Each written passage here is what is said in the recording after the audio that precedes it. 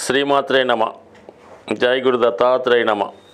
ఈ వీడియోలో మనం వృశ్చిక రాశి వారికి డిసెంబర్ 1వ తారీఖు నుంచి 7వ తారీఖు మధ్యలో జరగబోయే వార ఫలాల గురించి తెలుసుకుందాం. మరి ఈ వారంలో ఈ రాశి వారికి ఏర్పడినటువంటి గొప్ప మార్పు తృతీయ స్థానంలో శుక్రగ్రహ సంచారం. ఈ గ్రహ సంచారం జాతకుడికి వివాహ ప్రయత్నాలు ఫలించే అవకాశం ఉన్నది. చాలా కాలంగా వివాహం కొరకు ఎదురు చూస్తున్నటువంటి అమ్మాయిలకు కానీ అబ్బాయిలకు కానీ మీకు చేరువలోనే మీ మిత్రుల రూపంలోనో ఇరుగు పొరుగు వారి రూపంలోనో మీకు పరిచయమై వివాహానికి ఒక అనుకూలత ఏర్పడే అవకాశం ఉంది. దీనికి అటు గురుబలం శుక్రబలం కూడా తోడవడం జరిగింది. కాబట్టి జాతకుడు తొందరగా మరి ఈ వివాహంలో ఒక నిర్ణయానికి వస్తే అతి తొందరలో వివాహం జరిగే అవకాశం ఉన్నది. అలాగే జాతకుడు ఈ సమయంలో ఏదైనా స్వతంత్రంగా ఎవరి సహకారం లేకుండా ఏదైనా ఉద్యోగంలో ప్రవేశించడం కానీ కొత్త ఉపాధి అవకాశాల కొరకు ప్రయత్నిస్తే ఆ ప్రయత్నాలు ఫలించడం జరిగే అవకాశం ఉంది.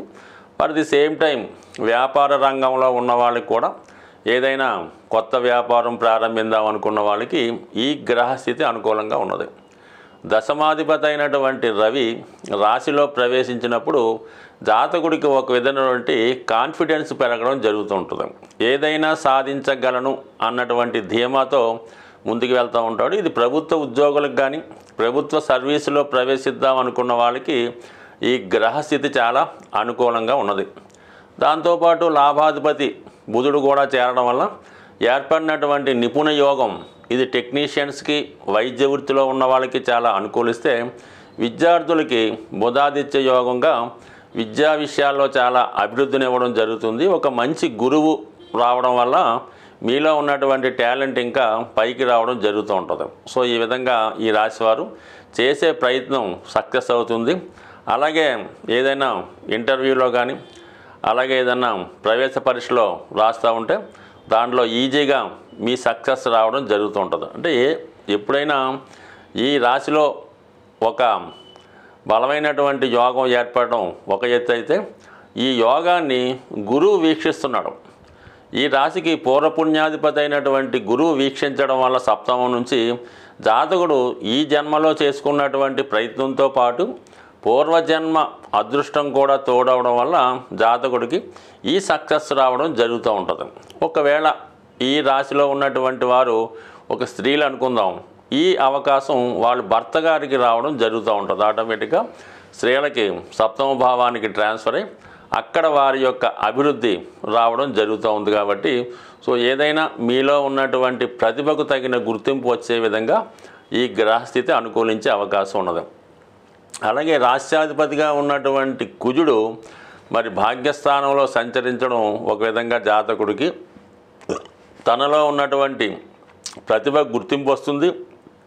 అలాగే పుణ్యక్షేత్రాలు కానీ దూర ప్రాంత ప్రయాణాలు కానీ అనుకోకుండా చేయడం జరుగుతూ ఉంటుంది. అలాగే మీరు చేస్తున్నటువంటి దూర ప్రాంత ప్రయాణంలో కానీ ఏదైనా పుణ్యక్షేత్రం వివాహ వేడుకలో కానీ మీకు అనుకోకుండా కొత్తవారు పరిచయం అవడం, వారితో కొంతకాలం పాటు మీరు ప్యారలల్గా స్నేహాన్ని కొనసాగించడం, ఈ విధంగా మీకు ప్రయాణంలో పరిచయమైనటువంటి కొత్త వ్యక్తులు సహకారం మీకు లభించే అవకాశం ఉన్నది. సో అలాగే లాభస్థానంలో కేతుగ్రహ సంచారం మీకు ఎప్పుడూ కూడా మీ పైన ఒక ఆధ్యాత్మిక గురువు కానీ ఎవరో ఒక మార్గదర్శకుడు మిమ్మల్ని నిరంతరం సలహా ఇస్తూ మిమ్మల్ని పైకి తీసుకొచ్చే ప్రయత్నంలో ఎక్కువగా తోడ్పడుతూ ఉంటారు. అయితే మీరు కూడా ఏదైనా ఒక కొత్త ప్రయత్నం కానీ ఒక రిస్క్ కానీ చేసే ముందు మీ యొక్క ఆధ్యాత్మిక గురువుతో సంప్రదించి వారు చెప్పిన విధంగా ముందుకు వెళ్ళడం వల్ల, అంటే ఆయన చెప్పింది మంచి అయినా చెడైనా ఖచ్చితంగా మీరు ఫాలో అయిపోతే ఆ పని మీకు జరిగే అవకాశం ఉన్నది.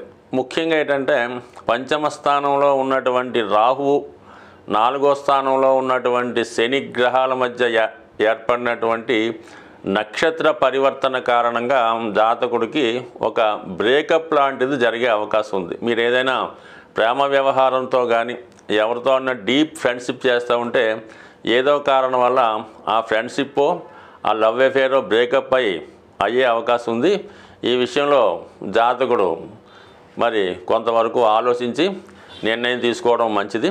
సో ఏదైనా ఒక అపశృతి ఫెయిల్యూరు ఈ వారంలో రావడం జరుగుతుంది. అయితే ఇవన్నీ చిన్న చిన్న విషయాలు. గొప్పగా జరిగేటి ఏంటంటే గురుబలం మీకు పుష్కలంగా ఉంది కాబట్టి ఒకవేళ లవ్ లాంటి బ్రేకప్ అయినా వెంబడినే కొత్త వారితో వివాహానికి కూడా ఈ గ్రహస్థితి అనుకూలించే అవకాశం ఉంది కాబట్టి ఏమాత్రం ఎవరి దూరమైనా కొత్తగా వచ్చే అవకాశాన్ని ఉపయోగించుకొని హ్యాపీగా ఉంటారని ఆశిస్తూ ఈ వారంలో మరి సుబ్రహ్మణ్య షష్ఠి రాబోతుంది. డిసెంబరు 7వ తారీఖున సుబ్రహ్మణ్య షష్ఠి, అలాగే 6వ తారీఖున నాగపంచమి రావడం జరుగుతూ ఉంటుంది. ఈ రెండు కూడా ఎవరి జన్మ జాతకంలో సర్పదోషం లాంటిది ఉంటుందో వాళ్ళు దాని పరిహార నిమిత్తం ఈ 2 రోజులు కూడా విధి విధానంగా సుబ్రహ్మణ్య స్వామిని ఆరాధించడం వల్ల వారి జాతకంలో ఉన్నటువంటి సర్పదోషం పరిహారం అయ్యే అవకాశం ఉన్నది. అంటే అసలు సర్పదోషం ఏ విధంగా ఉంటుంది, దానివల్ల ఏ విధమైనటువంటి ఫలితం వస్తుంది అని గమనిస్తే జాతకంలో కేంద్రాల్లో పాపగ్రహాలున్నా, పంచమ స్థానంలో కుజుడు, శని, రాహు, కేతు లాంటి గ్రహాలున్నా, వృశ్చిక రాశిలో ఇటువంటి పాపగ్రహాలున్నా, అలాగే శుభగ్రహాలైనటువంటి గురువు, శుక్రుడు, రాహుకేతువులతో కలిసిన ఈ విధమైనటువంటి సర్పదోషం అన్నది ఏర్పడడం జరుగుతూ ఉంటుంది. అలాగే కుజుడు బలహీనపడి ఉన్న, నీచ స్థితిలో ఉన్న రాహుతో కలిసినా కూడా అంటే ఏదో విధంగా అంటే ప్రతి జాతకంలో కుజదోషం ఉన్నట్టు ప్రతి జాతకంలో కూడా ఏదో ఒక సర్పదోషం అన్నది కనబడడం జరుగుతూ ఉంటుంది. అంటే ఈ సర్పదోషం ఎందుకు ఏర్పడుతుందంటే తెలుసో తెలియకో సర్పాలకి ఇబ్బంది కలగడం వలన ఈ దోషం రావడం జరుగుతుంది. ఇది 7 తరాలుగా జాతకుడిని బాధించే అవకాశం ఉంది. అంటే మీ పూర్వీకులు 7 తరాలుగా అటు ఇటు వాళ్ళు ఏ దోషం చేసినా అది కుటుంబంలో అందరికీ రావాలనే ఏం లేదు, ఎవరో ఒకరికి రావచ్చు.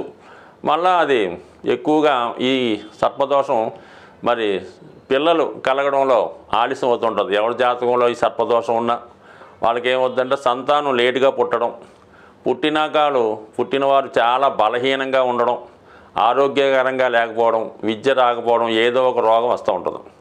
అలాగే ఏంటంటే జాతకుడు చెడు వ్యసనాలకి లోనవుతూ ఉంటాడు. తల్లిదండ్రులను హింసించడం, ఇంట్లో డబ్బులు పట్టుకుపోయి ఖర్చు పెట్టడం, తాగుడు లాంటి కార్యక్రమాలు చేపట్టడం, పగలంతా నిద్రపోయి రాత్రులంతా మేల్కొని వివిధ ప్రాంతాల్లో సంచరించడం, ఇవన్నీ కూడా జాతకుడి యొక్క సర్పదోషానికి కారణమవుతూ ఉంటాయి.